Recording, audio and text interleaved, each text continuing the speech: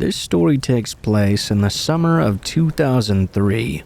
Me, male and 17, and my friend, female and 16, were hanging out at her house together. We fell upon talking about a subject that was passionate for both of us, urbex.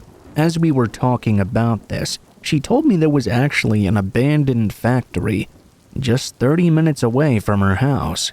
2 seconds is all it took for us to grab our backpack full of cigarettes, food, and water, and then start walking over. Of course, we took 5-minute breaks from time to time and continued steadily on our path. Eventually, we arrived. We were absolutely in love with the creepiness and the absence of life in this place. Let me introduce you to the 4 buildings. It will help you understand the rest of the story. The first building was a locked building. Not much more information on it, probably just somewhere they stocked wood and metal. The second building, the big factory, was obviously the biggest building of the 4. There were 3 floors, a basement, a working space, and an eating place on the highest floor.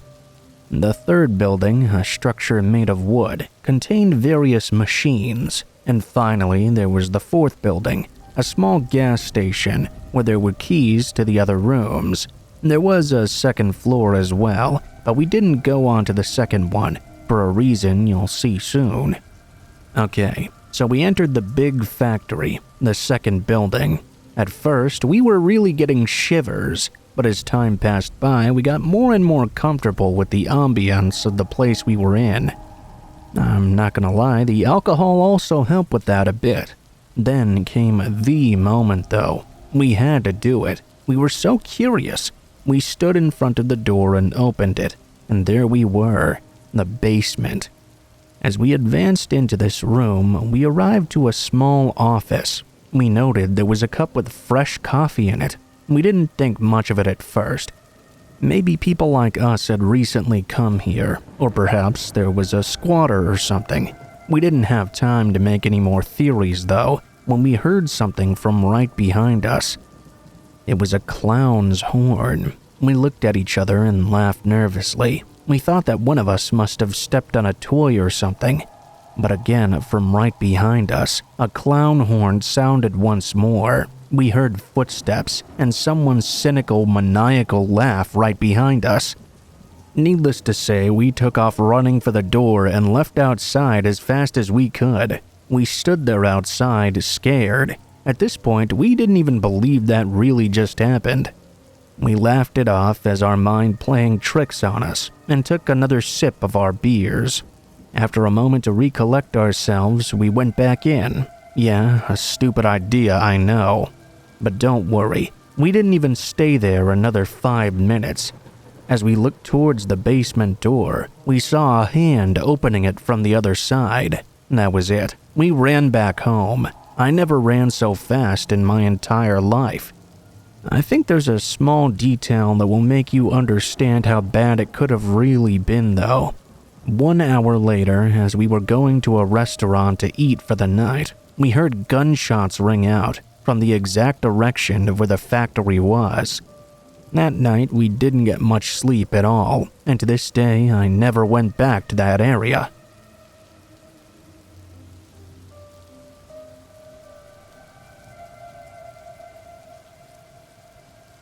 What would you do if you were alone in a dark place? Not even a strange place, even someplace familiar to you like your own basement or garage, and you happen to see 2 points of light glinting at you from across the room.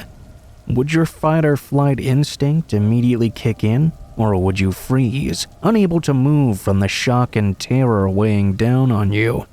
Back in 2010, I had this experience firsthand, though unfortunately not in a place that was familiar to me. At the time, I didn't know if I would ever see the daylight again. I live in Auckland, New Zealand, which is located on the Northern Island. I have a degenerative bone disease that weakens me and makes me even more frail with every passing year. At the time, I had just recently been diagnosed, and I decided to try and live my life to the fullest while I still could. I had a friend named Jacoby. He was a big-time conspiracy nut He didn't have a cell phone or a bank account and made money here and there by showcasing his sidewalk chalk art. I asked him what he would do if his days were numbered. He said that he would find a spot untouched by man and mark his name on a rock or a tree. I decided to take his advice and do some exploration in the Northland. I didn't just want to visit any tourist trap cave though. I wanted to visit a cave most people didn't know about. Jacoby and I did some research and made contact with a few hardcore outdoors type guys. We discovered that there was in fact such a small cave that very few people knew about. It was incredibly difficult to get to. We met up with a couple of guys named Ben and Angus who knew where the cave was. We put together a group of 6 people to go exploring. I knew the idea of a guy with brittle bone disease going exploring in caves didn't really sound like a brilliant idea. I had at least 4 different people pointing that out to me. I just badly wanted to experience that as soon as possible though, before I grew too weak to even climb a staircase by myself. They warned us there was going to be a very small chance of rescue in case of emergency, and that we would be all on our own. I said my goodbyes to my immediate family and started the trip at dawn. By 10 a.m., we reached the spot where we would have to leave our car, and by midday, we were deep in the heart of the New Zealand wilderness. Angus forged the path ahead with a machete. I followed immediately after, with Jacoby and my other friend Elijah, carrying the tents, water, and first aid. Ben and another guy named Mark led the pack. All things considered, I was feeling pretty good, despite my condition. I was able to keep pace with the others well enough. As the day wore on, every once in a while we would pass a tree with a weird symbol carved into it, and Jacoby would go on and on about how some alien race had probably landed back there in World War II after the Nazis failed to colonize Antarctica. I just rolled my eyes. That was the kind of conspiracy theory noise he was always going on about. We all let him keep talking though, because he provided us with some unintended laughs. By nightfall, we were nearly at the cave, so we set up camp and built a fire. Then Ben used a flashlight to lead us to the cave's entrance. We cracked some celebratory beers as we shone the lights deep into the depths of the cave. The floor slanted downwards at a nearly 60-degree angle. We had just finished our drinks and cigars, and were all about to head back to the camp for the night. That was when we all heard something echoing deep down within the cave. It sounded like a rock had shifted and rolled around. Nothing too exciting. The faint noise was enough to get Jacoby going on a tangent though about how draconians must be nearby, and they were hidden with their invisible cloaking devices, like in The Predator. We must all be in their crosshairs right now. Ben then screamed into the night that Jacoby was our leader, and his head was the one they wanted. That got us all having a good laugh. We headed back to camp, but as I turned to follow the others up the path, I glanced down into the darkness of that cave. For just a split second, I could see a pair of eyes looking up at me, reflecting the light from the night sky, before disappearing into the darkness of the cave once more. A chill passed over me, but I immediately shook it off. I convinced myself I was just seeing things. In fact, I didn't even tell the others about it, which might not have been such a good idea. The following morning, we anchored 2 lines at the mouth of the cave and steadily made our way down, holding onto the ropes for support. Once at the bottom, there was a small cavern with 2 massive rocks that were pinned against each other. We had to crawl underneath in order to continue deeper into the cave. We each had flashlights, water, and were tied to another person. This was so no one could get lost. Mark and I were attached to each other's belts by a cord, and together we made our way in front of the others and deeper into this dark and rocky void. I'm not sure how many of you have been deep underground, but it's a thrilling yet terrifying experience. You could almost feel the weight of the very earth itself crushing down upon you from above. The air was extremely stale and dusty, and absolutely everything echoed around us. We got used to keeping our voices low as we spoke because of this. All in all, we were underground for a good several hours, pausing every so often to take a breather. For the most part, we continued to push onward, though, down the twisting, winding cavern. We reached a small section of the cave where it was too narrow to go any further, as the crack in the wall was just barely enough to fit me moving sideways. I took out a spray can and marked my initials upon a rock, then began the rough uphill climb with Mark back to the others.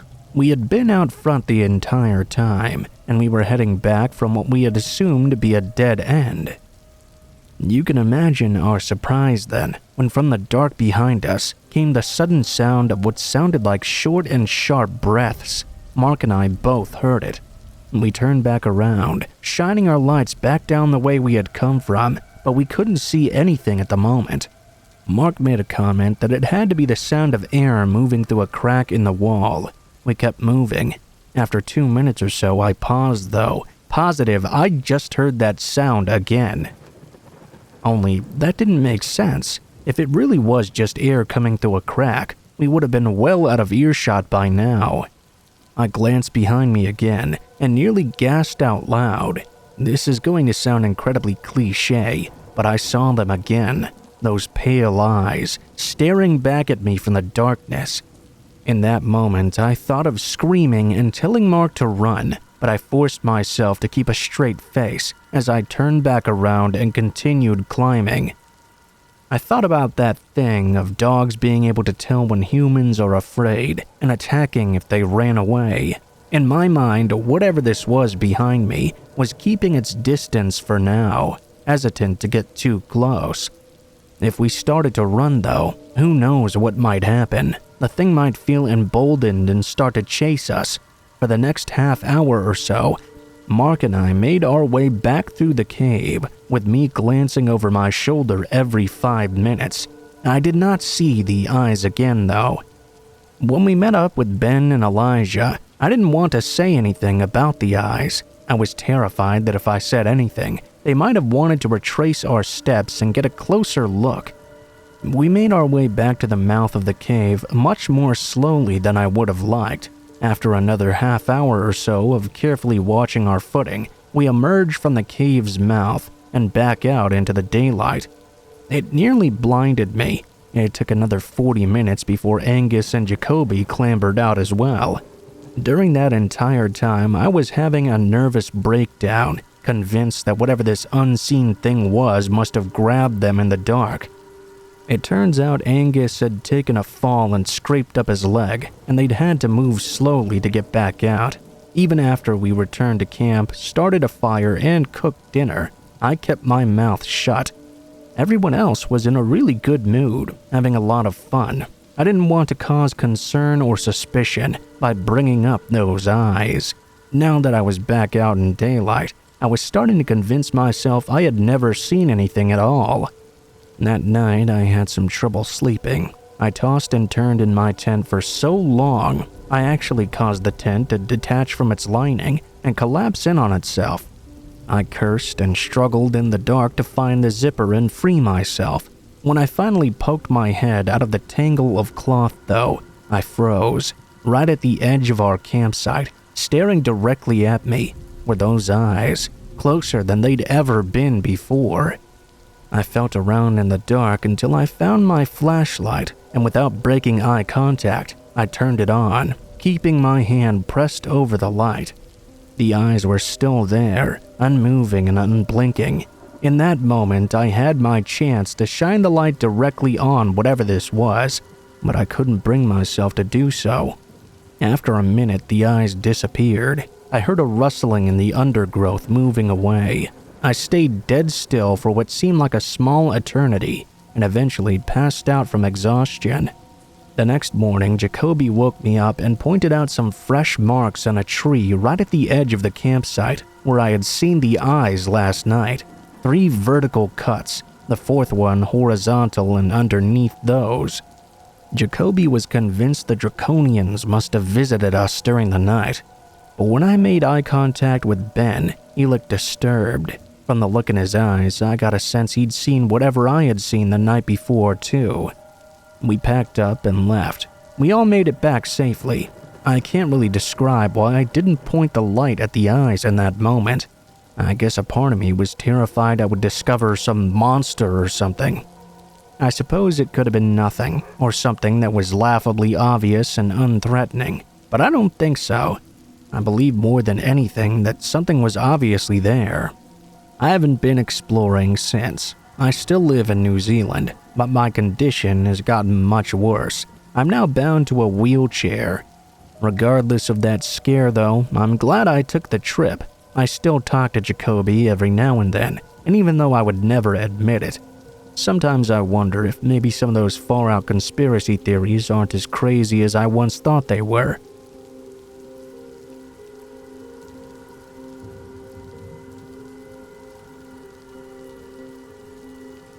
I was at home during the week. It was just me and my child. He was 2 at the time.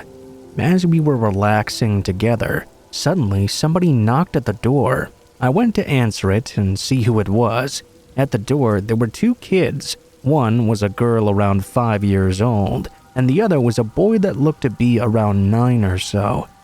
It's a small town, so I knew the faces of pretty much everyone in the area, but I didn't recognize these 2 kids at all. The girl asked me if I could help them, because the both of them were lost. Obviously, I tried to help. They were about to walk in after I allowed them, but stopped when they saw my son. They immediately walked back out of my living room. The youngest one simply said, "Never mind, we have to go." Just as suddenly as they'd come, they both took off running. I turned around, picked up my son, and walked outside, but I couldn't find them anywhere. It's like they'd just vanished altogether. That was so weird. I live right in the middle of my street, so I'm pretty sure 2 small kids couldn't have gotten out of sight that quickly. I have no idea what that was all about, or what the hell happened to them, but it was certainly very creepy.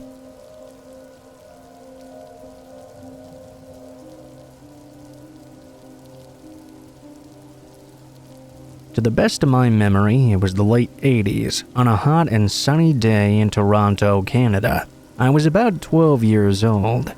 My friends and I were playing baseball at a public school baseball diamond, which was on a relatively busy street.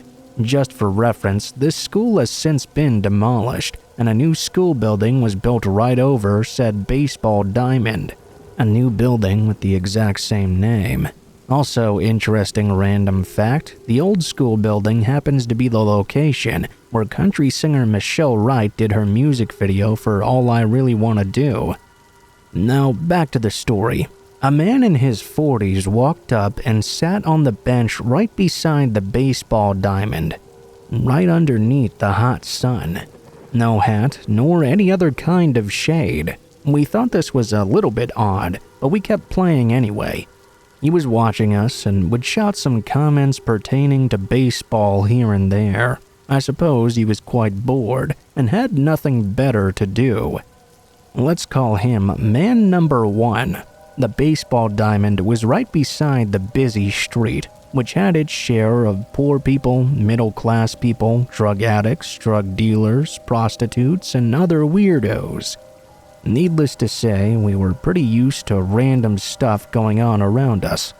As the man kept shouting though, his uninvited baseball comments began to really annoy me. At this point, I qualified him as creepy. To my relief, he eventually walked away. Soon, it was my turn to pitch. Just then, another man showed up, also in his 40s. Let's call him man number 2. Number 2 also had some comments on our baseball game. He was much more aggressive in his advice, though. Eventually, he came closer and closer until he stepped right up to me and started giving me pitching advice. I thought it was strange that he was so enthusiastic about this, but as a naive young boy, I had the habit of respecting and obeying adults by default. He started getting right up against my path and holding my wrists to show me how to pitch. You know, how you see in the movies. How the guy puts moves on the girls under the guise of teaching them something, like throwing a ball or swinging a golf club. Yeah, he was doing that to me. Now that I think about it, he was right up against my body too. It was quite inappropriate to say the least. I was starting to get very uncomfortable. What made it even worse is I could smell the alcohol lingering on him, as he was touching me inappropriately in front of all my friends in broad daylight. I didn't know what to do. I don't know what my friends were thinking, but I remember it being very quiet. I suppose they were in a bit of shock as well. Not as much as I was, though. I think it's just a thing kids have to please people, especially adults. Kinda reminds me of that movie The Lovely Bones, where the predator uses kids' respect for adults against them, manipulating them. When I finally came over my initial shock, I backed away. Just then, I heard man number 1 shouting some obscenities at man number 2. Man number 1 had returned. He came right at the other guy and started shoving him around.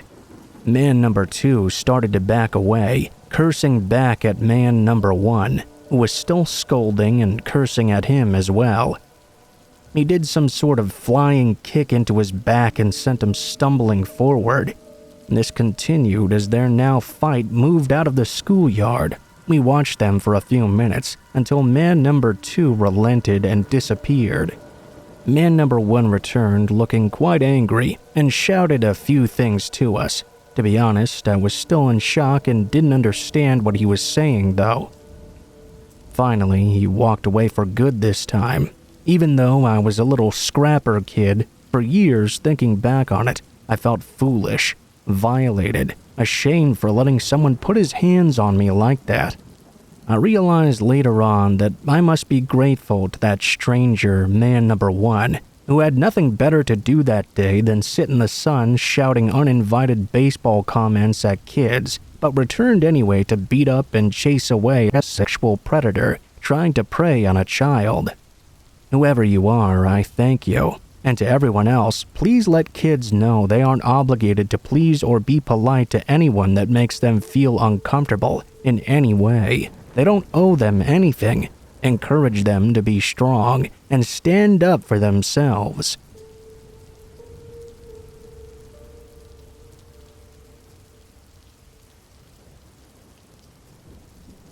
Let me start by saying that I was really only looking to hook up. I had just been dumped by my boyfriend, and I'm not the bar type. I figured that an online dating service would be a reasonable option. I used a local personal service and had been talking to a guy for about 2 days before agreeing to meet up with him.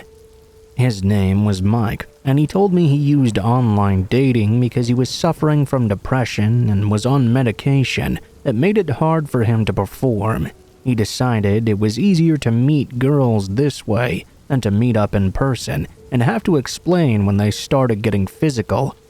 He went on to tell me, though, that he had a good feeling about me and that I was exciting him despite his medication. Okay, I was cool with this. I decided to go over to his place to see if we really did have some chemistry. We both seemed to be looking for the same thing, a hookup. When I got there, he was waiting for me in the living room. We started making out, and I could tell he was getting a little aroused, but he was having some issues. When he said he knew what would help and that it was in his bedroom, I willingly followed, walking in behind him. I couldn't help but notice his bed was surrounded by cat condos, lots of them. Some of them were structured to be as tall as I was. I knew that he had some cats, but I assumed he meant 1 or 2 and that they were just hiding when I came over. Nope, he had 10, which all came out from under the bed when we sat down on it. They all went over to their perches on the cat condos to watch us, after rubbing against him and being petted quickly. He then started to make out with me again, and was massively aroused at this point. I was a little bit creeped out though. I like cats, I have 2 myself. But having them watch me pee freaks me out, much less them all watching me have sex. I excused myself, openly admitting that this was a little bit too weird for me. I left and he followed after me. He begged me to give him another chance and to help him with his issues. I left, and for the next several weeks he messaged me over and over, asking me to come over and saying that he had made some real progress with me. The final straw that made me block him was after receiving a photo of him nude on the bed doing unspeakable things with the cats. At that point, I blocked him and informed the authorities. That's not something I want to be messing with.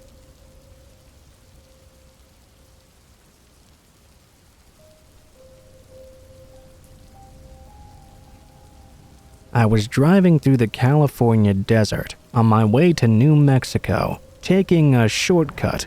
I found myself all alone on a 2-lane road driving through the desolate landscape. There was nothing around for miles except for an abandoned ghost town. At the time, I had heard rumors the area was a hotspot for satanic group activity.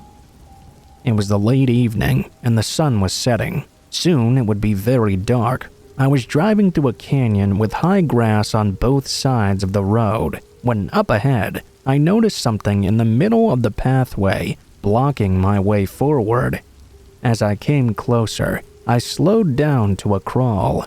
There was a truck stopped sideways across both lanes on the road. There was an open suitcase and clothes were scattered everywhere. 2 bodies lay face down in the road. There was a single man and a woman. They appeared to be dead. I stopped 100 feet or so from the scene of this accident. The hair on the back of my neck was standing on end. Something was wrong about this scene, but I couldn't put my finger on exactly what it was. I reached into the back seat and pulled out my rifle, loading a round into the chamber. Then it hit me. The scene of this accident looked way too perfect. It was as if it had been staged. Was it some sort of ambush, or was I just being paranoid? I broke out into a cold sweat. My heart was pounding in my chest. Something was seriously wrong.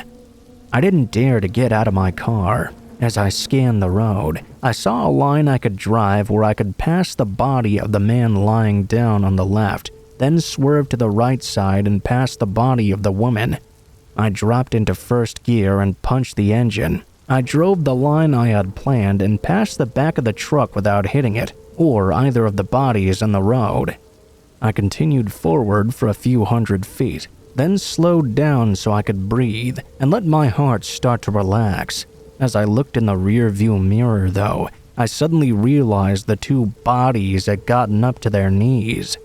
At least 20 shadowy figures were emerging from the tall grass on either side of the road. At that moment, I began to panic. My right foot stepped on the gas, and I sped off down the road. I didn't let up until I had to slow down, and I reached the highway. I'll never know what would have happened to me had I gotten out of the car to check on those bodies, or if I had stopped my car a bit closer to them. Somehow, I don't think it would have been good. Sometimes, real life can be much scarier than any horror movie ever was.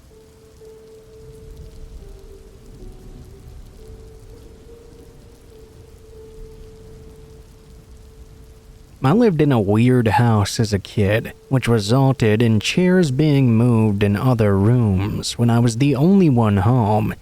Kitchen cupboards opening late at night when no one else was awake. I could be sitting at the computer in a lit room at night and watch as a black cloud would float through a closed door and sit suspended in the air across the room from me. I had footsteps that would walk outside my door and loud breathing. I was so terrified as a child that I ended up sleeping with music playing so I could tune out all the noises. To this day, I still can't sleep without music playing.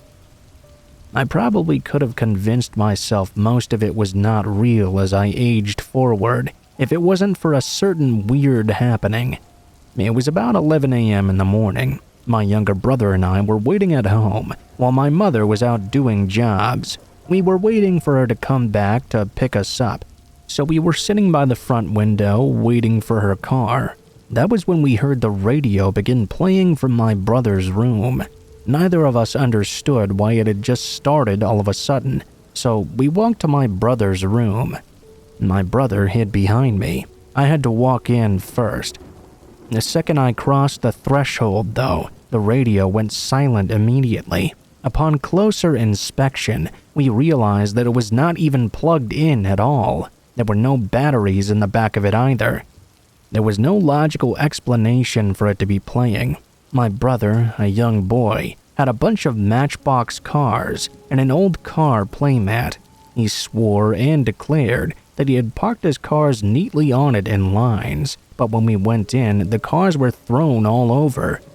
Luckily, we moved out of that house, but my brother and I still remember the radio saga clearly to this day.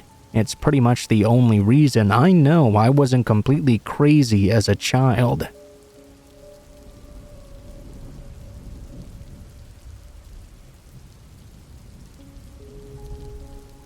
This happened a few months ago when I was in my second year of junior high school.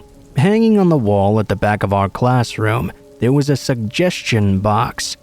It was put there by the teacher, Miss Solomon, if any students had any ideas for improvements that could be made. We were supposed to write our opinions down in a letter and put it in the suggestion box. Then Miss Solomon would read the letters and consider our proposals. One morning when we came to class, someone had crossed out the suggestion part of the sign and written death there instead.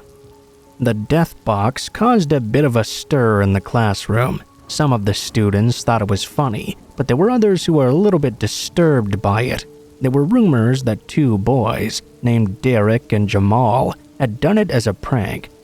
They were the types that were always causing mischief and disrupting the class.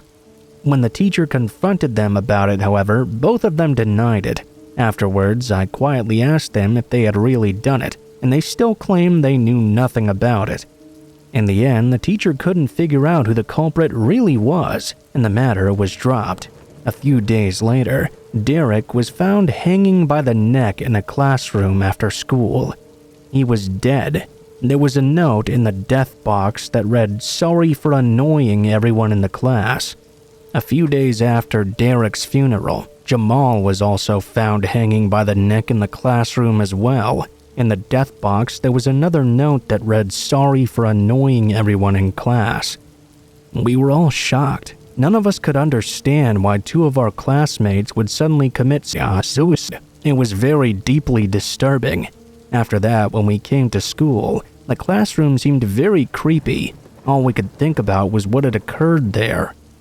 Soon after that, I transferred to a new school. I had to get used to the new classroom and trying to make a new group of friends. One day, when I got home after school and turned on the TV, I saw a breaking news report. It was about my previous school.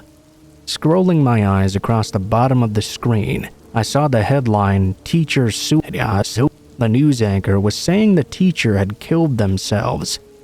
The anchor was saying the teacher who committed suicide was the homeroom teacher of the two boys who had died as well. She left behind a suicide note that read, "I always wanted to know what it would feel like to kill. Sorry for all the fuss." I stared at the screen in disbelief. According to the news report, Derek and Jamal had not killed themselves after all. They had been murdered by our teacher, Miss Solomon. Then she committed suicide. It was all too much to take in, and very hard to believe as well. Sure, sometimes Miss Solomon would scold the students for misbehaving, but she was usually very kind and gentle. Why would she do all of this? I felt a cold chill run down my spine. I had misbehaved just as much as Derek and Jamal. If I had not been transferred to a different school, perhaps I would have been her next victim. Just then, I heard the sound of the front door opening. My mother came home from work. As she walked into the room, I noticed she was carrying an envelope in her hand. "There's a letter for you," she said. "Why are you so pale? You look like you've seen a ghost or something." I didn't answer her. Instead, I took the letter and examined it. The envelope was blank and there was no address written on it. I opened it and found a note inside. It was written in big red letters. It said, "You're lucky." 15 days have passed since then, and I'm still too afraid to set foot outside my front door.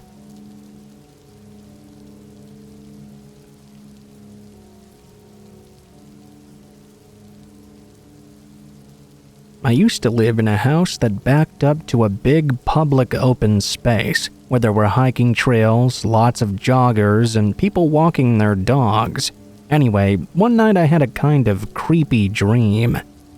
An old lady came into my room and was trying to get me to come outside. The dream woke me up, and I got some water. I turned off my fan because it was cold, and then I fell asleep again. Instantly, I went right back into the same dream, with this old lady barging into my room and calmly saying, "You have to go outside now." I kept telling her no, and that it was too cold. I woke up again. My fan was now on somehow. I figured I might have just thought I'd turned it off, or the button got stuck or something. I got up to turn the fan off again and went back to sleep. This time I had the exact same dream, except the woman was much older looking in this one and was very agitated. She was yelling at me over and over, "You have to go outside now!" I got up in the dream and followed her to the hallway. When I got to the hallway, she wasn't there. And at that point, I woke up and realized I actually was standing in the hallway. I've never ever walked around in my sleep before or after this. Also, my fan was back on once more.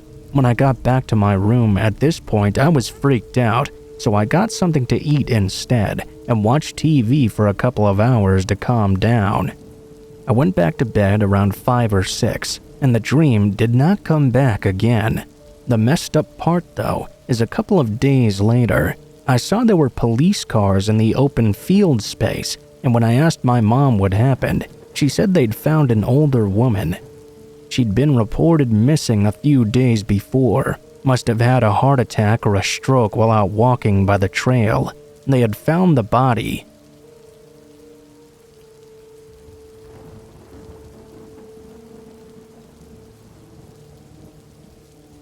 So this happened years ago, when I was a dumb teen girl who loved walking the city alone after dark.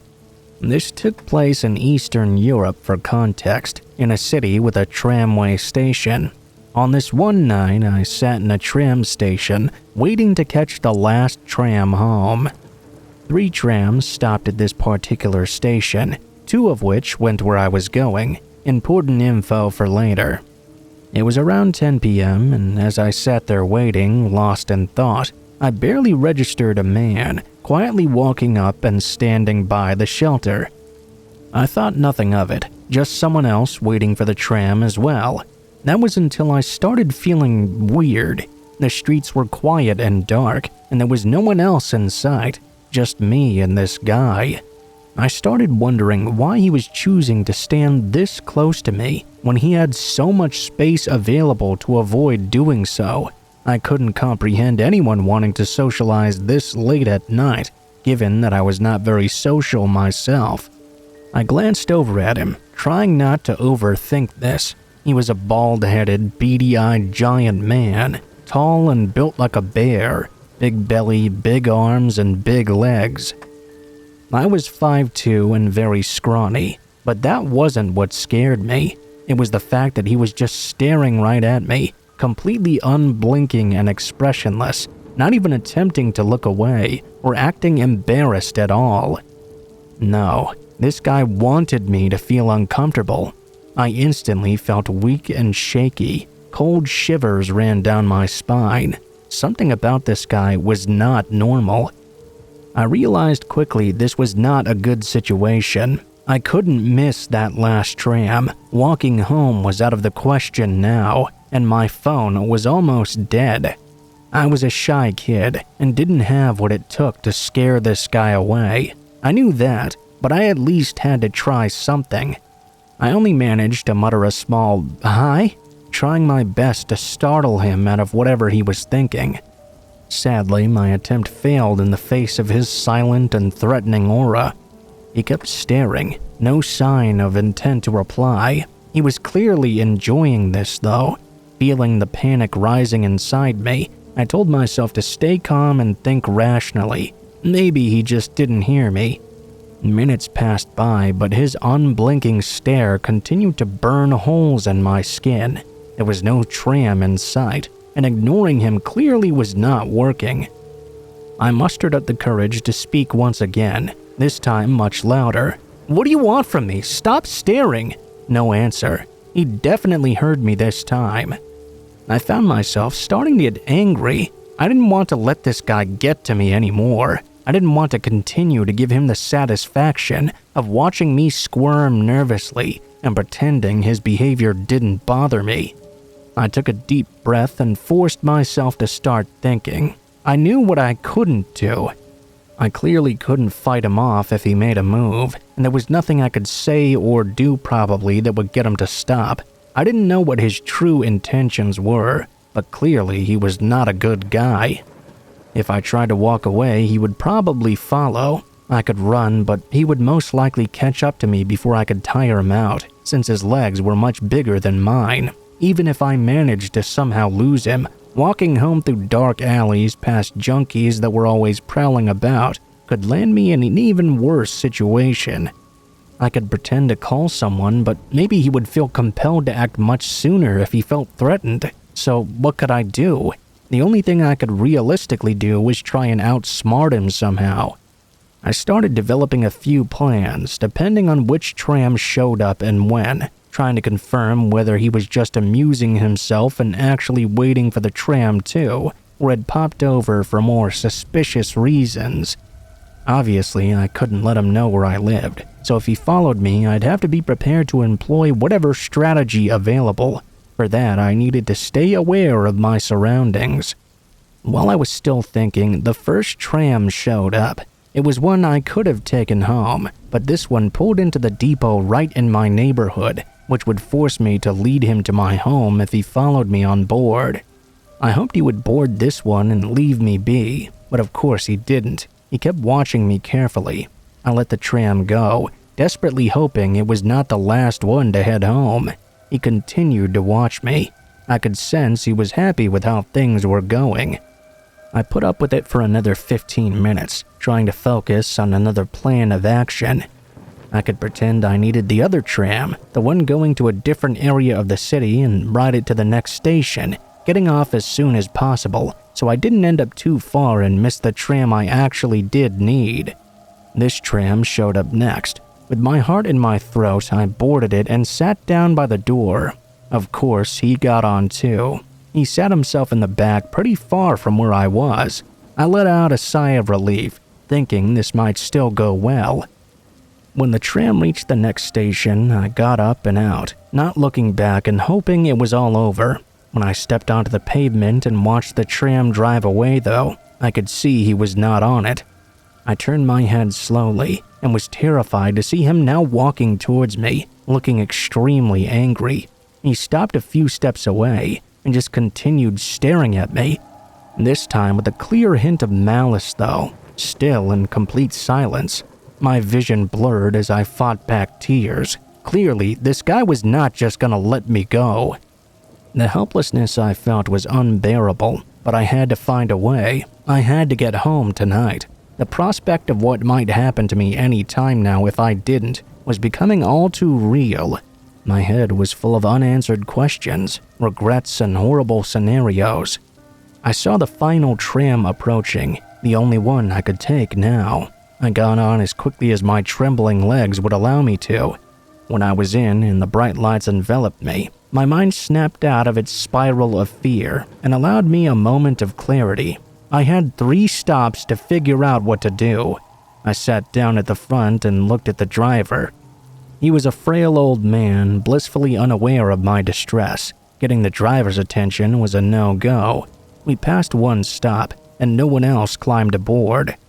I turned around, fully expecting to see the psycho had followed me again. What I did not expect was him to be sitting right behind me. He was not taking any chances. He was making sure I would not try anything like last time. I shot him a hateful glare and allowed my anger to overcome my fear. I stood up and walked over to another seat in the middle of the tram car. He got up too and slowly walked to a spot 2 seats behind me, then sat down with an arrogant grin on his face. Already expecting this though, I got up again and stood by the middle door instead, determined to keep him on his toes. If I stood right by the door, he wouldn't have any idea which station I planned to get off at. This time, he remained where he was. I guess he was convinced I was bluffing. After all, this really was the last tram. There was nothing else I could do to escape now. At least, that's what he must have reckoned. My defiance was just a funny act to him. This was my chance, though. I had to take a risk, and it had to work. There were 3 doors on the tram. They all opened and closed at the same time, and stayed open for 5 seconds before closing again. That was if no buttons were pressed or people detected on the threshold. The next stop, the only one left before mine, came into view. The tram slowed to a stop. The doors opened and I made no move. 5 long seconds passed. The door started to close. I bolted and ran for it, reaching the back door as fast as I could and slamming the button to open it again. My whole body tense with adrenaline. I waited a long, painful second and jumped back in, keeping my head low, holding my breath and crouching behind the nearest seat. I shut my eyes tightly and exhaled while thanking the gods I didn't believe in for that button working. I wished with all my might for him to have not seen me before I jumped back in. As I was waiting to hear his footsteps approaching, I pictured him frantically looking for me. Was he still on the tram? Was he catching his breath on the pavement of the last station? As the tram continued its loud journey, banging and clanging in sync with my heartbeat, I dared myself to look up. As I stealthily peeked around the corner, I found no one looking back. I stood up in excitement and threw myself at the foggy back window. There he was, standing alone and victimless on that slowly fading out of sight station, watching me leave him and his vile plans behind. Giving someone the middle finger through a window never felt so good. I made it home and told no one my story, for fear I'd be admonished for my naivete. I was safe, though, and very proud of myself. I also learned my lesson.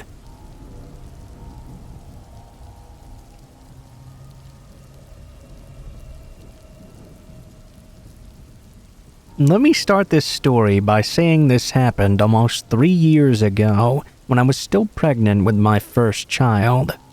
Since I had just gotten married and my mother's house had no space for another 2 members, I mostly stayed at home with the occasional trips to the national park or casual strolls around the neighborhood. My husband stayed home until 6 p.m., then would be off to work. It wasn't the ideal post-marriage scenario I'd had in my dreams, but it did the job. I can't quite remember if it was late or not. I was home alone watching TV. My husband was away at work, and my sister was at the supermarket. It was all quiet until I noticed our water dispenser's bottle was almost empty. I called the delivery service and went back to watching TV. After a few minutes, I heard the doorbell ring. I was relieved since I was dying of thirst at that point. I made my way towards the front door when I noticed 2 things that raised some huge red flags for me. First, I could hear what clearly was a car engine, and I knew the water bottles were delivered on a motorcycle with a small cart attached to its back. Second, I could hear someone on the phone saying something along the lines of, "We're here for something." Now, my sister's house was by no means in a dangerous part of town, but it wasn't exactly the most peaceful neighborhood either. Burglaries were not really unheard of, and there had been some murders, although those were the result of heated discussions between drug addicts. Back to the story. I thought maybe I was overthinking the whole situation. Maybe it was some of my friends coming to visit me. I quickly scratched this theory off, though. When I asked who it was, a raspy voice said, "The water guy." Not taking any chances, I slowly made my way back out the living room and closed the door. They didn't ring the doorbell nor call me, but I could still hear the car engine, and their shadows from below the door lingered for what seemed like an eternity. I heard the car doors open after a while and close multiple times. That could mean there was more than one person. Then the car drove off. I was still freaked out, but relieved that they were now gone. Whatever their intentions were, Not long after this, the real water delivery guy arrived. I asked if he had sent someone earlier, which he immediately declined. My heart sank. I stood there while he delivered the water bottles, trying to find an explanation for all of this. Thankfully, nothing else happened. Some weeks later, I saw in the local newspaper that a group of criminals had been arrested for attempted break-ins. Apparently, their MO was passing off as sanitary maintenance workers or other random services in the area, then forcefully entering the house after the owner opened the door. What scares me the most, however, was the fact that they knew I had asked for water delivery. Maybe it was just a coincidence, or maybe they had been spying on me as I made the call. Not exactly unlikely, since I wasn't being silent on the phone or anything. Either way, I'm glad I picked up on the red flags and returned to the living.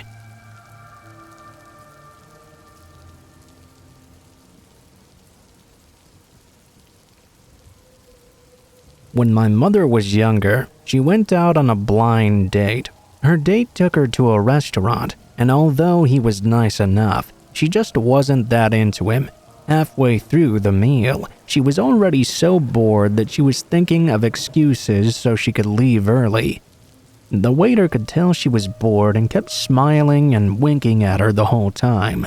While my mom's date was away in the restroom, the waiter approached her and started asking her if she was okay. She explained that she was on a blind date, but she wasn't having that much fun. It turned out the waiter was just about to get off work. He offered to give my mother a ride home if she waited for another 10 minutes. She considered it and was tempted to say yes, but just then her blind date came back from the restroom. She shook her head and smiled at the waiter and told him no thanks. Mom and her date finished their meals, and he drove her home just fine. The next day, my mom happened to be watching the evening news.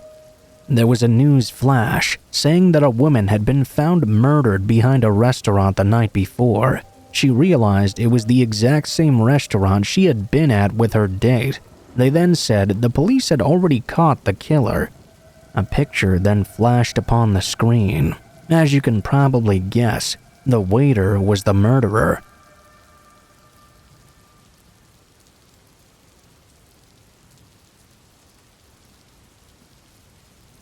About 3 years ago, I was driving to my dad's house from across state in Pennsylvania. He lived far out in the country, down a desolate paved road that crossed with an old dirt road, as well as some unused railroad tracks. The entire area was surrounded by deep woods and unused farming fields.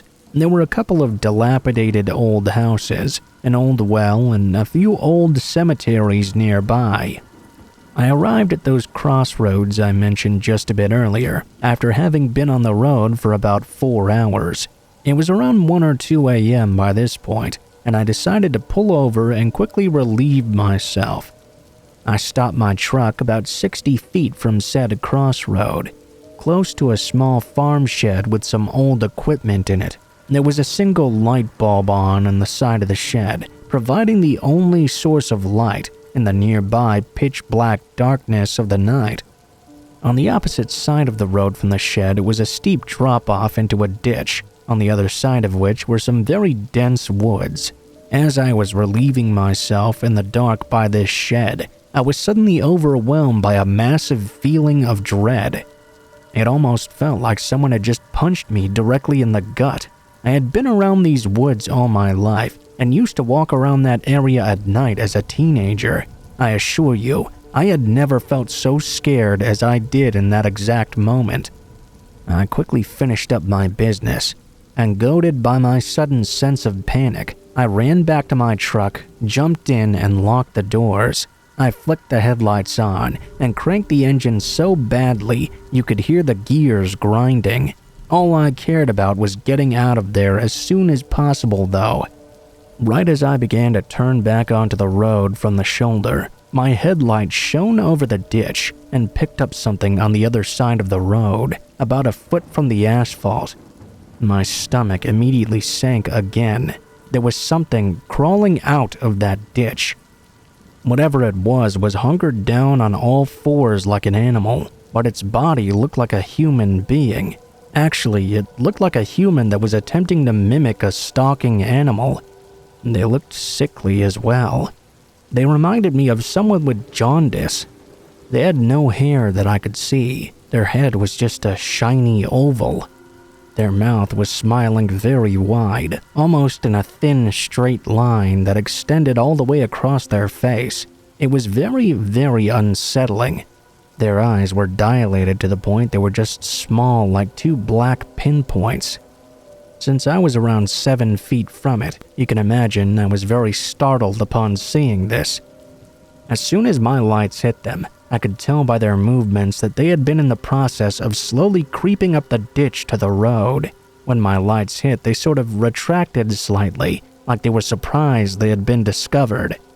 Needless to say, I didn't stick around long enough to see what was about to go down next. I hit the gas and flew all the way to my dad's house and stayed up the entire night, freaked out as hell. The part of this experience that still utterly scares me to this day is that whoever I saw was definitely stalking up that ditch to get me, and I had my back completely turned to them. I can't possibly explain what had triggered those emotions when I stood there in the darkness with my guard completely down. The only thing that came close to that sudden realization of grave danger was when I was nearly struck by a speeding car on a city street many years ago. I don't know what could have happened if I'd lingered around a few minutes longer, but I'd rather not have to think about it.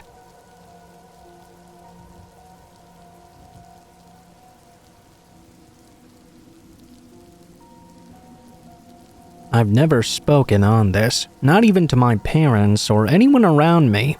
I'm a 22-year-old male, and this happened when I was 14, all the way through the age of 15. My friends and I would always hang out at the local mall during our free time. One day, I had arrived a bit earlier than my friends and was waiting at a seating area in the food court. There were a couple of couches around each other, and it was a common area for anyone to come and sit. I didn't really notice much when a man came over and sat down at a couch across from me. I was sitting on my phone, not paying attention, until he spoke up and said something along the lines of, "Do you come here often?" I looked up to see a man who was in his late 50s to early 60s. I told him I often did with my friends, and he then introduced himself. I still remember his first name, as it was exactly the same as my dad's. I didn't get any initial weird feelings. The man seemed normal enough, and I had no reason to be weirded out by him. I told him my name, and we started making small talk. I'm a fairly sociable person and have been since a young age, so I was fine with talking to what I assumed was just a kind older man wanting to chat with someone. He started asking me about the things I like to do. I said I enjoyed going to the local lake and fishing and swimming, to which he said he went out to the same area every weekend and enjoyed the same things as well. I said I enjoyed making music. He said he liked making music also. I told him I was an avid piano player, and he excitingly told me he had a piano at his house. As I started to say more things, to each and every one he replied he enjoyed doing them also. It felt normal at first, but as we kept talking, I kept getting a weirder and weirder feeling. It was like every single thing he said was trying to prove something to me and win me over. He said he had a boat at the lake and we should go sometime together. He even said he lived right across the street from the mall and that I was welcome to stop by and play his piano. Even going as far as to tell me the complex he lived in and how to get there from the mall. He said if I'd like to go over that same day and play his piano, I was more than welcome to. With every passing minute, he was pressing harder and harder for me to come hang out with him. Talking with him honestly started to give me the weirdest primitive instinct feeling ever, like I was staring at the face of evil or bad intentions. After 5 to 10 minutes of talking with him, I lied and said my friends had now arrived, and I was going to go find them.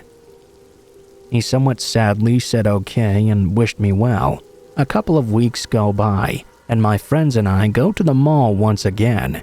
We were all walking through when out of the corner of my eye, I see the exact same man.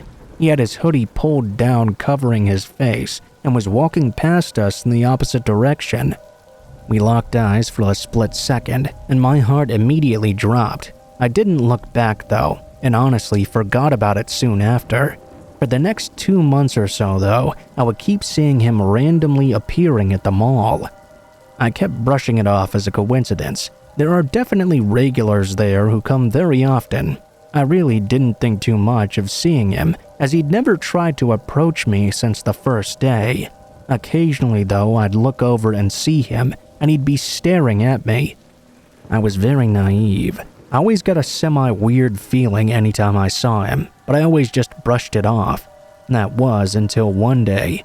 I went to the mall with my friends like usual, and we hung out for a few hours before all leaving and going home our separate ways. I got home and went into my room. No one else was home with me, and I would be by myself for a couple of hours. My mom gets home around 7 to 8 p.m. and comes into my room looking somewhat worried, asking if I'd noticed a man outside. I said no, and she then showed me her phone. We have 2 cameras, one in the front of the house and one in the back. About 20 minutes after I'd gotten home, someone sneakily approached our house. We lived off a very busy street, and our front wall blocks a majority of the view in.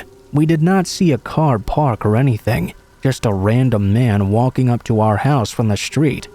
The camera was located near our front door looking out to the driveway, so as the man got closer, I realized it was the same guy I had been seeing at the mall. I immediately felt sick to my stomach. He came and looked through the front door glass. He walked over to the side of our house near our driveway and left the view of the camera. I remember there was nothing on the back camera either, so he must have stayed by the side of our house for quite a while. My room was not located over there, so I have no idea what he could have been doing. He then came back around after a while and looked through the front door again before walking away. I don't know if I was just too embarrassed or scared to say anything, but I said I didn't notice and didn't even know who it was. My mom found it weird he was looking into our house, but said it could have been a homeless guy or a druggie. We did live off a busy street with a bus stop right in front of our house. I just went with that.